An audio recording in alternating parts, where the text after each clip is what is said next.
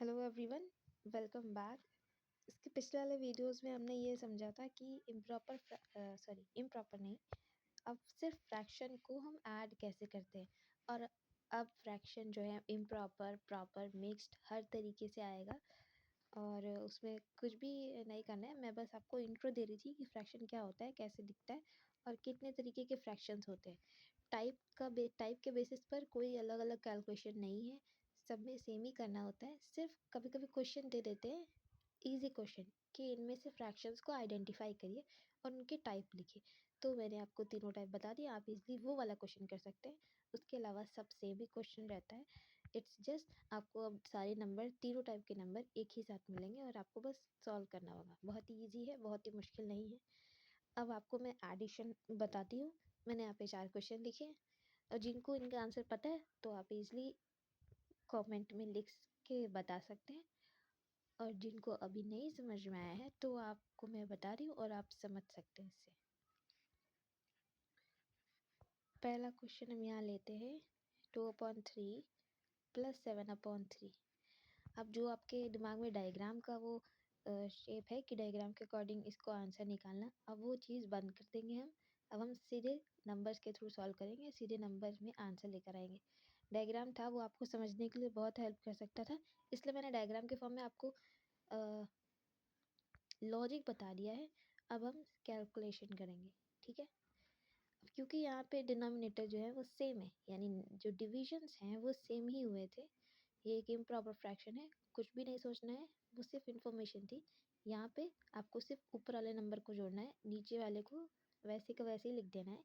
नीचे वाला number division दिखाता है, तो सिंस डिवीजन जो है वो ऊपर दोनों तरफ 3 ही हुए हैं, तो यानी हमारा आंसर में भी डिवीजन 3 ही दिखाएगा, क्योंकि उसके अकॉर्डिंग इन दोनों पार्ट्स को जोड़ा गया है, ठीक है। 3 डिवीजन करके तब पार्ट्स जोड़े गए, तो आपको ये दिख जाएगा कि जो डिविजन्स हैं वो एक क्वांटिटी में इतने इतने करे गए हैं और उसके अकॉर्डिंग कितने पार्ट्स जुड़ कर आए हैं, ठीक है। यहाँ पर आपको ऐड करना होगा 2 और 7 को। नीचे का आंसर आपका पहले ही आ गया, तो ये क्या आएगा 7 + 2 9/3। ये हमारा आंसर आ गया। अब आप चाहें तो सिंप्लीफाई करके भी लिख सकते हैं। 3 × 1 = 3, 3 × 3 = 9, तो आंसर क्या आएगा 3/1 और 3। या फिर बिना सिंप्लीफाई करे भी आप आंसर लिख सकते हैं, दोनों आंसर सेम ही है, ठीक है। नेक्स्ट क्वेश्चन है हमारा 4/5 + 7/2। इस क्वेश्चन में जो हमारा डिनोमिनेटर है वो सेम नहीं है, तो मैंने आपको बताया था कि डिनोमिनेटर सेम नहीं होता तो ये नहीं जुड़ेगा। अब मैं बताती हूँ आपको करना क्या होगा। हमें इसको सेम करना होगा। सेम कैसे करेंगे, हम निकालेंगे एलसीएम ऑफ डिनोमिनेटर्स। तो 5 और 2 है, इनका एलसीएम निकालेंगे।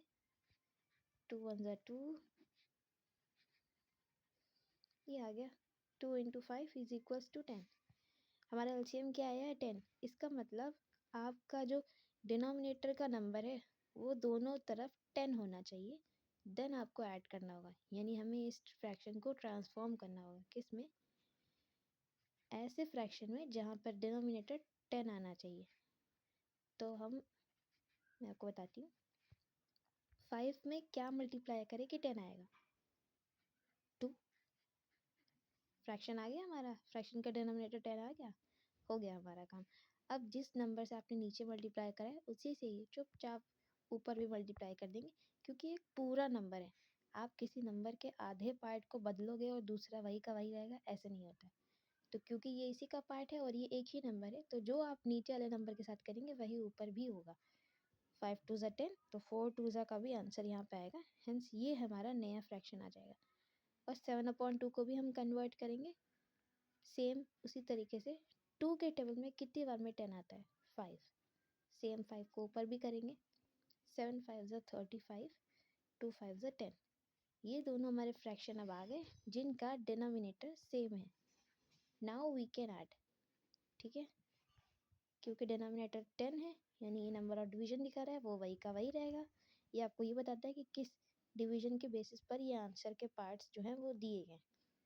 आपको सिर्फ ऊपर ऐड करना होगा। 8 + 35 ये आएगा 43/10, क्योंकि ये सिंप्लीफाई नहीं होगा तो आपका यही आंसर आ जाएगा। ठीक है, अब एक और क्वेश्चन है, मैं यहीं पे ही लिख देती हूँ उसको। ये क्वेश्चन है आपका 3/2 + 4/6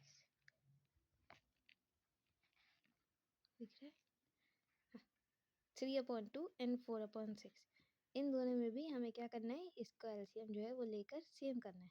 अब कहीं कहीं पे आप शॉर्ट ट्रिक लगा सकते हैं, जैसे कि 6 जो है वो ऑलरेडी 2 के टेबल में आता है, तो हम क्या करेंगे, सिर्फ इसको बदल देंगे, इसको 6 आ जाएगा और ये दोनों सेम हो जाएंगे।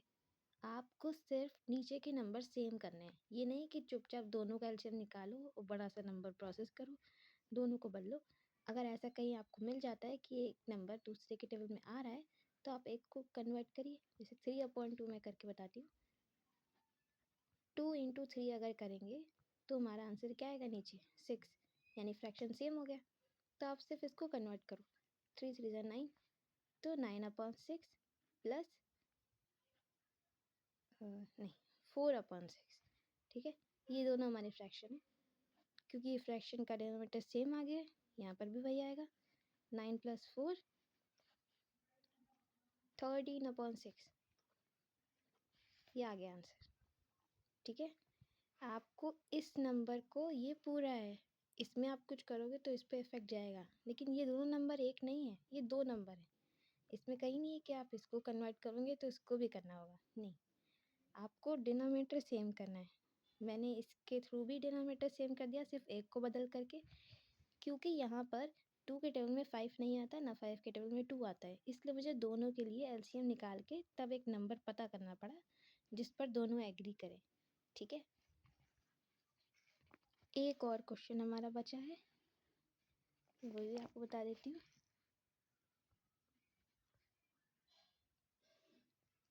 इट्स 12/3 + 7/9। अब ये भी ऐसे ही है, 3 के टेबल में 9 आता है, तो हम बस 3 वाले को चेंज करेंगे। 3 3 ज़ा 9 होता है, 3 × 3, तो हमारा फ्रैक्शन नया क्या आएगा, 12 3 ज़ा 36, 3 3 ज़ा 9 प्लस 7/9। सी, डिनोमिनेटर सेम हो गए, ये ऐड हो गए नहीं, ऊपर का नंबर ऐड होगा, 36 + 7, इसको ऐड करेंगे तो ये कितना आएगा, 43/9। ओके, ये भी हो गया। आई होप आपको समझ में आया होगा। मैंने सारे क्वेश्चन एक साथ करे ताकि आपको दिख जाए। Thank you.